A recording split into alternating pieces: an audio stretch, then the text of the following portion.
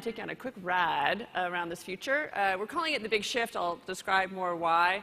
But as you look at the future, there's this interesting quote that has been floating around for years. And it says, the future already exists, it just isn't evenly distributed. That sounds actually encouraging, right? If we can just wait for the wave to hit us, we'll be able to jump on it when it's our time. Unfortunately, that's outdated.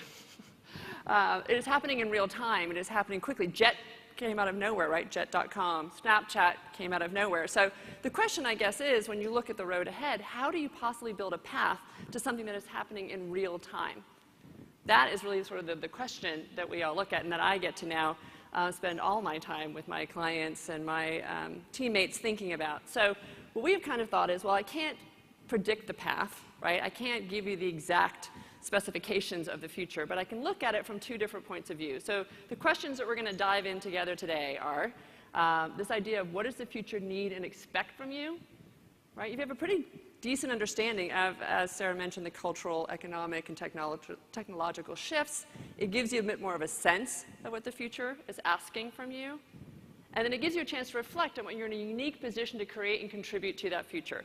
Each of us has a unique perspective, a unique vantage point, a unique empathy, unique history, unique resources, right? We can bring something unique to the future. So when you marry those two things together, you actually create opportunities that didn't exist before.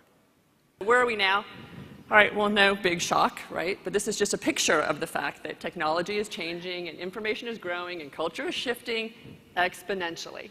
This is not something that is happening slowly, and it's not happening linearly. Is that the word?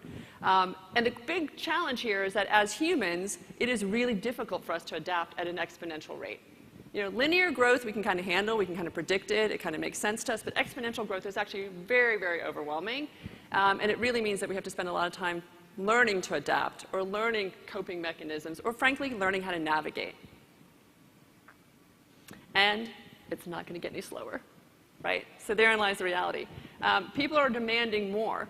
Quality, innovation, transparency, personalization, speed, right? We could add to that list. Flexibility, connectivity. I mean, I can make that slide even longer, right? The demands continue to increase, and as people are demanding more, what are they willing to give?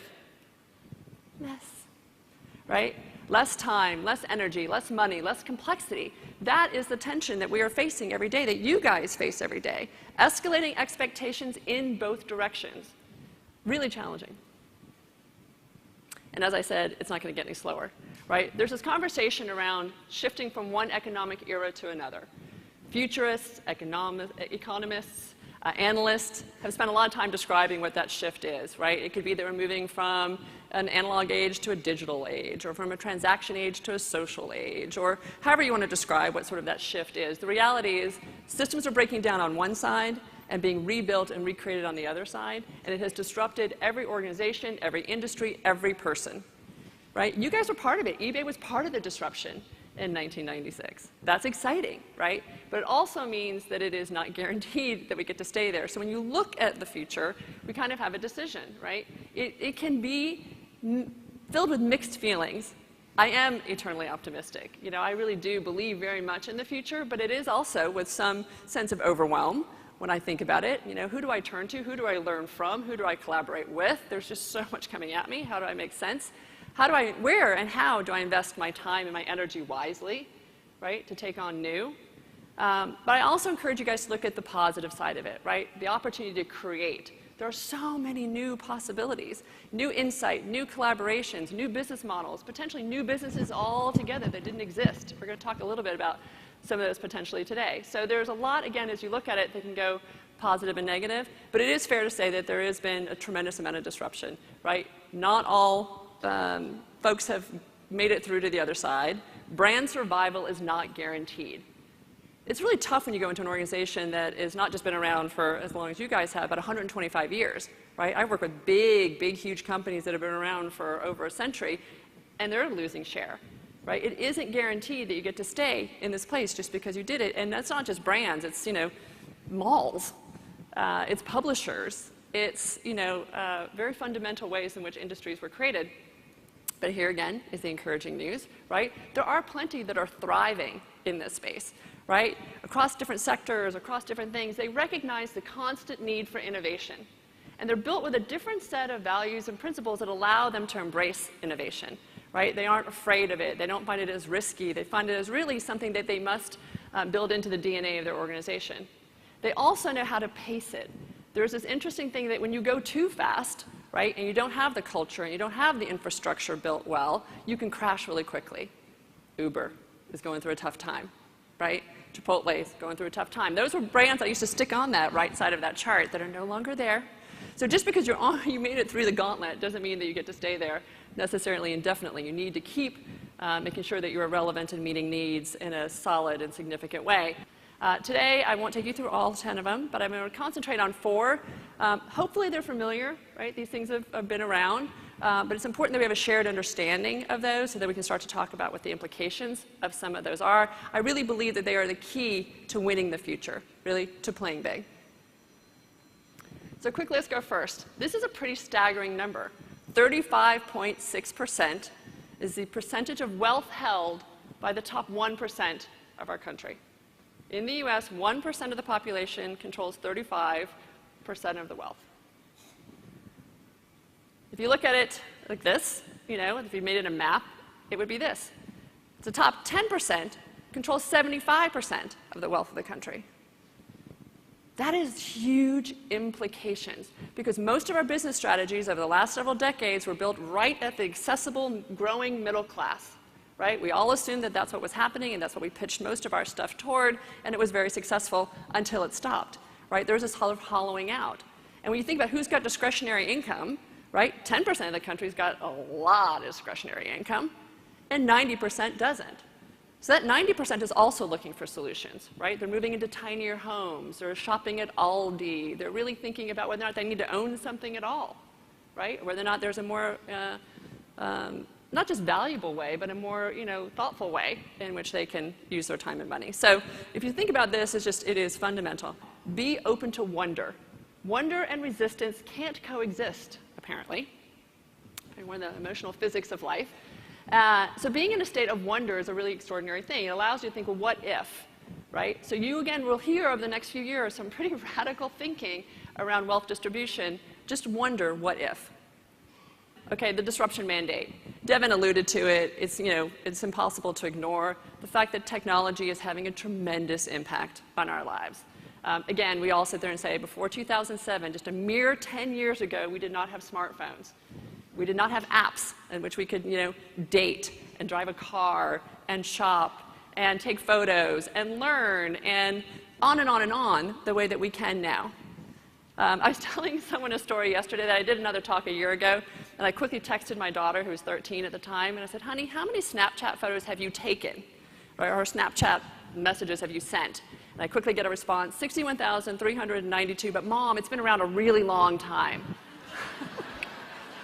I'm like, oh my God, right? That's just what she sent. She's received probably twice as many. That's a lot, right, of photos and a lot of communication in a really different way. So you start to think about how much that has already had an impact on our lives.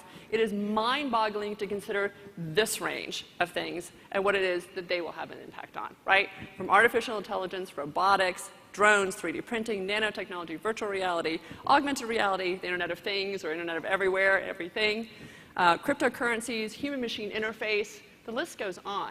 I actually built a conference last year in which I got to invite 21 of the leading business executives to come and talk to us about 7 of these disruptive technologies and explain to a room of business leaders what the impact would be. I stood at the front edge of this future, guys. I can tell you it's real. So how will we navigate when all these things happen? Well, let me just give you a few headlines currently, right? This isn't the future. This is what's happening now. The first is that a tiny house, I admit it's tiny, but a house was printed in 24 hours. It's not an ephemeral house. It's a house that's supposed to last about 175 years, and it costs about $10,325 to build. Just imagine, again, what is possible if we can 3D print a house for $10,000. Right? I know, I want one. Burgers are now in restaurants, and they're becoming the robot chefs. Interesting implications. There's actually a move potentially in California to tax people who hire robots instead of people, which is a pipe dream. It's not going to happen. But we're seeing robots move into manufacturing, seeing them move into a whole bunch of things. They're getting more sophisticated every day. So is the move to autonomous vehicles. right? Not only do we get to see them in certain parts of the country driving around now, but legislation is moving more and more in that direction. You've got things like cryptocurrencies. And by the way, we're not the only ones on the planet. Other countries are investing in these technologies as well, and they're growing potentially at different rates than we are. Their appetite for adoption might be different than ours. So you take something that seemed like this really weird edge technology, and now you've got a national government that's planning, doing some testing or experimenting with something like a digital currency. And you can go all the way to the fact that in Sweden right now you can get chipped if you work for this particular company. They stick it inside your finger and you never have to worry about whether or not you got your key card again, right? Or you can make copies on the printer or whatever it is that you need a piece of technology to do. Seems far out, but 150 people at this company have already been chipped. So I don't know that we're ready necessarily to get chipped. But as you look at the future, again, that I think is important for us to consider is the role of 3D printing, or 3D even plus printing, as printing gets smarter and smarter. This is a company called Fast Radius. They print now on demand, industrial grade manufacturing of parts or whatever the pieces are that you might need. Now what I found fascinating about Fast Radius is one of their largest investors, or prominent investors, is UPS. Now why would UPS be invested in something called Fast Radius? Well, UPS is actually experimenting with putting them into their distribution centers. So at UPS locations, there will be a way to be able to have your part or your piece printed on demand. Now, why would UPS do this? We actually had Stan Deans, the president of global distribution, at our event last year, and someone from another tech company is like, why? Like, why would you do that? Because you know what? This is what he's worried about. This is from a patent that was filed a couple of weeks ago from Amazon for their bee-like hive drone centers or distribution centers inside urban areas. They're trying to figure out how to bring it closer and closer to an urban setting so the warehouses aren't far out. This is a drone tower. This is a little person at the bottom. That's the size of scale of this. So you imagine inside a tower, there are people who are feeding drones packages all day long that can fly through the city. Is this going to happen, to Devin's point? We don't know for sure. But the fact is that they're playing with it. They're experimenting with it. They've got different models. They'll test it. So everyone's in there in the spirit, again, of disrupting and trying to figure out how to win the future.